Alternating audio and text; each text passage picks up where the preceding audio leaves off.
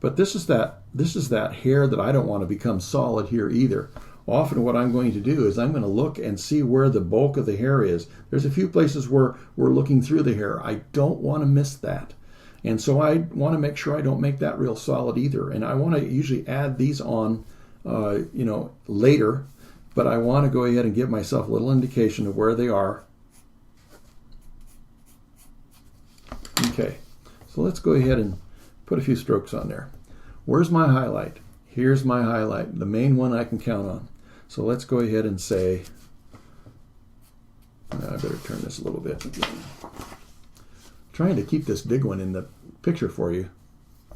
I don't want to get it too far out, or we're not going to see the detail.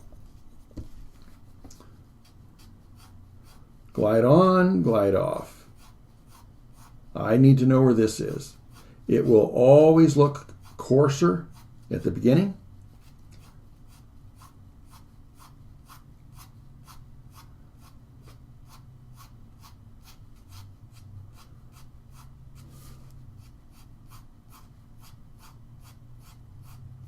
I don't want to take too many strokes and fill it in. That's where that solid hair comes in that we just have a real hard time with.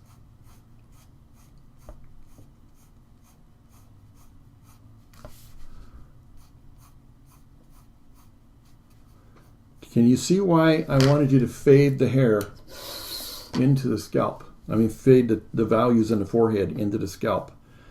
It's really important that we don't create this edge to a value in here. It will show through our hair in many cases. If it doesn't on this particular one, it would be probably if you're changing the color of the hair.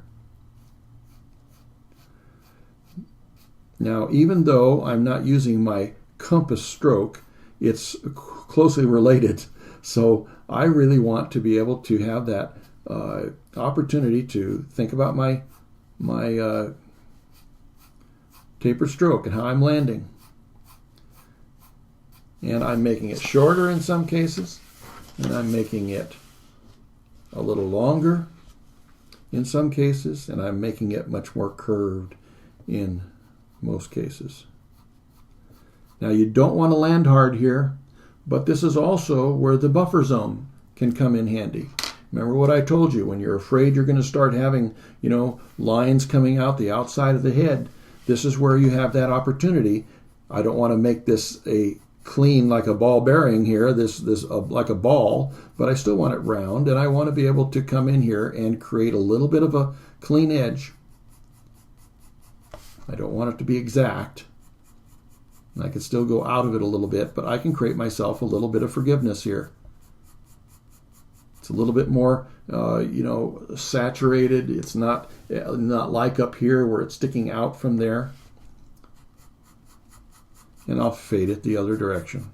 Fade it back towards my value for the scalp.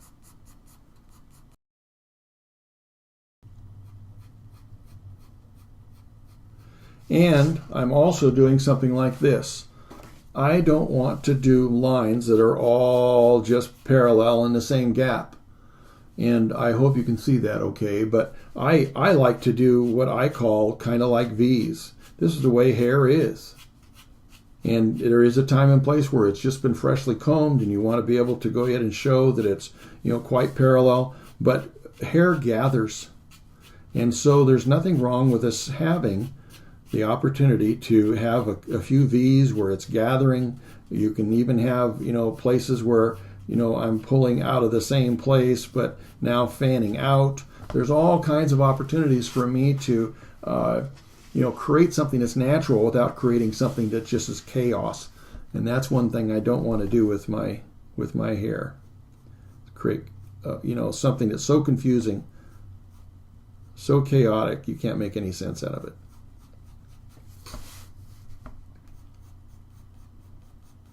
Now, this is something else that I want to make sure I'm not doing. I did it. I can probably get away with it. But if I have this edge and I'm pulling, making it look like it's going around, I don't want to have my hooks go like this. That's going to be pointless if this is the edge of the head, because this is the part I don't want to see. This is the part that goes around behind.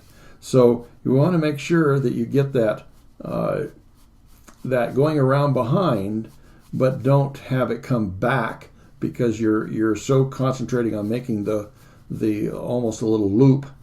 I call it looping my tapered strokes, and it creates that edge of the hair. But I don't want to have it go around and see what would have been on the other side of the head.